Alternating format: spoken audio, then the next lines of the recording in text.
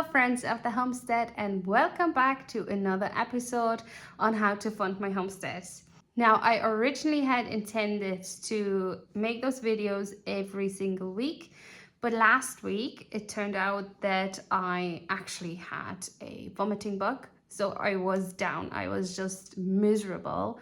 And I must also say it is really hard to keep up posting those videos or like recording those videos every single week. I also missed my last Sunday video simply because I just didn't find the time to record anything. We also had a storm. I was aiming to record a video about planting garlic, but the weather was just not up for it to go out and to prepare the beds and to actually plant the garlic and at the same time record something. So consistency is key on YouTube. That's one of the things that I've learned from the get-go. I don't think it matters really that I missed the last two videos. At least I hope. I hope the YouTube algorithm still considers me relevant.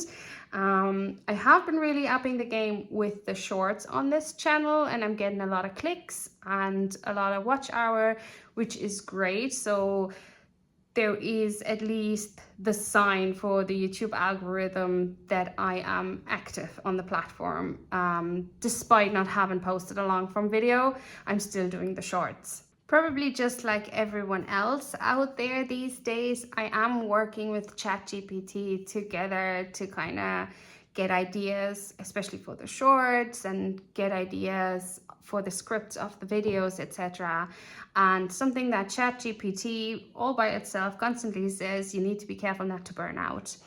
And I can feel that. I can feel what it means, because once you kind of dive into the whole YouTube thing and you want to make it work, you kind of get obsessed with it really, and you check your stats all the time. You think like, oh, I need to make all those videos, I need to come up with ideas, and I need to go viral in a sense so that I can actually get the subscribers that I need to make that bit of money extra.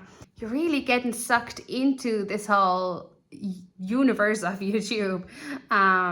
So that's something I definitely need to be careful about, that I'm not getting too obsessed with it, because I still want this to be fun at the same time. I want this to work. But if I'm getting too obsessed now and I'm overworking myself in that sense, then I won't be able to stay consistent and committed on the long term. And if you look at those really big YouTube channels that have like hundreds and thousands of followers, a lot of them have been on YouTube for years and years and years, especially in this niche of homesteading. So I guess my learning this week, or for the last 2 weeks, is we need to make this sustainable. It needs to stay sustainable so that I can stick with it and actually make it work. To make it sustainable, I've been trying to batch record, especially the shorts. I make a list of all the ideas, of all those little snippets that I want to say. I don't know if you've seen my shorts, but I'm trying to be a little bit kind of thought-provoking, sarcastic, that kind of direction. I don't know if I'm successful really with it, but I do get a good few clicks anyway. But I'm trying to batch record them and then schedule them in advance so that I have one very less. So I take one day of the week, record them, schedule them, and then have it ready. And I leave some space for things that I might want to post spontaneously, like if I'm doing something exciting in the garden or so that I can just post it right away instead of scheduling it in advance, etc. So I think the last 2 weeks I've managed to post about 1 to 2 shorts a day. I don't want to overload people, etc. And I don't want to become annoying or like, you know, oh, her again. So I don't want to overdo it either. And I don't want to just push out bad content in the hopes of being funny or sarcastic, and I'm just being ridiculous and stupid. I guess that always comes with it as well. Now, while I'm trying to be as consistent as possible and sticking to a certain schedule of uploading long form videos, I have now made the decision that I am not gonna obsess over missing a day where I'm not posting. And I think everyone can understand that. If you're watching this, you're probably in the position of being a homesteader yourself or wanting to be a homesteader, and then you just simply know how much work does this actually involve, and sometimes you just don't have the time for things like YouTube, etc. And after all, my kids always come first. They are still at that age where they get sick quite a lot. They have been sick last week as well, so I had to spend a lot of time with them. And if they're running around and screaming in the house, it's just not possible to record a video, really. So yeah, I guess that's one of the learnings. If I miss a video, that's not going to be the end of the world. I'm just going to still stay consistent. The shorts are helping me to stay active on the platform, to not lose the algorithm as a supporter sort of thing. And yeah. Now, before we have a quick look into my analytics to see how my YouTube channel has been doing, being online for a bit over a month now, I just want to share also the option of making money with photography. So I wanted to be a photographer a couple of years ago, like a professional one, until I realized I don't have the personality to tell people how to pose, etc. I can be a bit socially awkward, and I was just like, no, that's too far out of my comfort zone, and I decided not to pursue that any further. However, I still love taking pictures, and I love the photography as a way of being creative, and I started now to actually upload pictures onto Adobe Stock as a contributor. So if you have a good camera at home, you love photography, and you think you're creative enough with your photography, you can actually just simply create an account as an Adobe Stock contributor, and you can upload your photographs. I've only started that now, I think in August or end of July, and I've only a few pictures up, and I actually made my first 2 sales last week. That was like, I was so excited. I sold 2 pictures. I earned $1.60.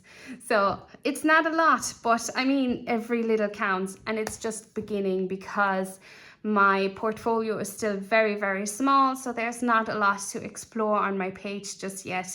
And there's also a lot of pictures that are being actually declined by Adobe Stock because of quality issues, and I'm still learning. And it's an exciting, like for me as someone who loves photography, it's just really an exciting way to try and make a small bit of an extra income.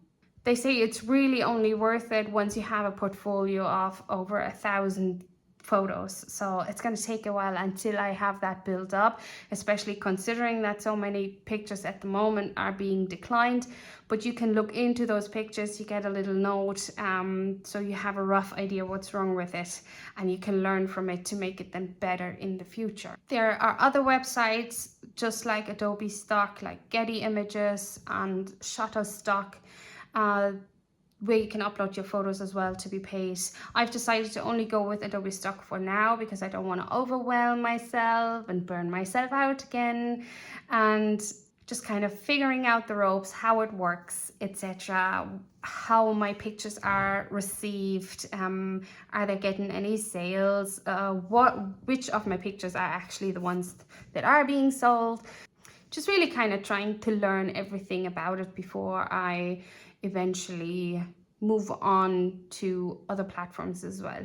So that's just like, I guess, my little advice. There's enough videos out there on YouTube about how to make money on stock platforms, so I don't need to repeat all that. There's people who have way more knowledge about that you can leverage. I just thought I'd bring it out here as a way of making an extra income. Now, the only thing is you have to have a good camera, and your pictures have to have a good enough quality. So that would be the one important thing. Because of the fact that I wanted to be a photographer a few years back. I was in full employment. I was working for big corporate America, and I got a bonus one of the years, and I used that bonus to buy a really good camera from Canon.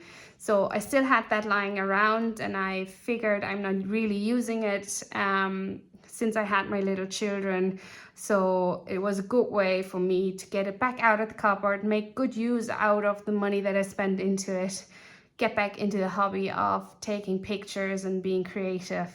So it's kind of like a little win-win situation. It's not going to make me rich, but I'm not here to be rich. I'm just trying to make a little bit of extra so I can buy seeds and compost and things like this. And because money is so tight at the moment with everything that's breaking around the house and the projects that we have going on outside, I am also looking into part-time cleaning jobs. So fingers crossed, wish me luck that I will be able to secure a cleaning job. I don't mind doing some cleaning for other people as long as it brings in a little bit of extra income. Now, okay, let's just have a quick look at the stats of my YouTube channel, just to keep you in the loop of how the growth is going and how quickly, how slowly it's actually happening, and to keep me accountable as well. Let's have a look. Here we are on my channel. You can see I've made it all the way up to 35 subscribers, and I have about 50 videos posted so far. This includes 8 long form videos, and the rest is all the shorts that I've been posting. Now let's have a quick look at our analytics. So here's my dashboard.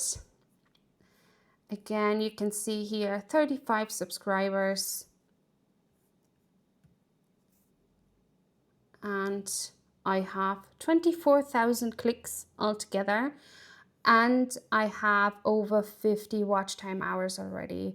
Now remember, we need 1,000 subscribers and 4,000 watch hours. I'm so far off from that already.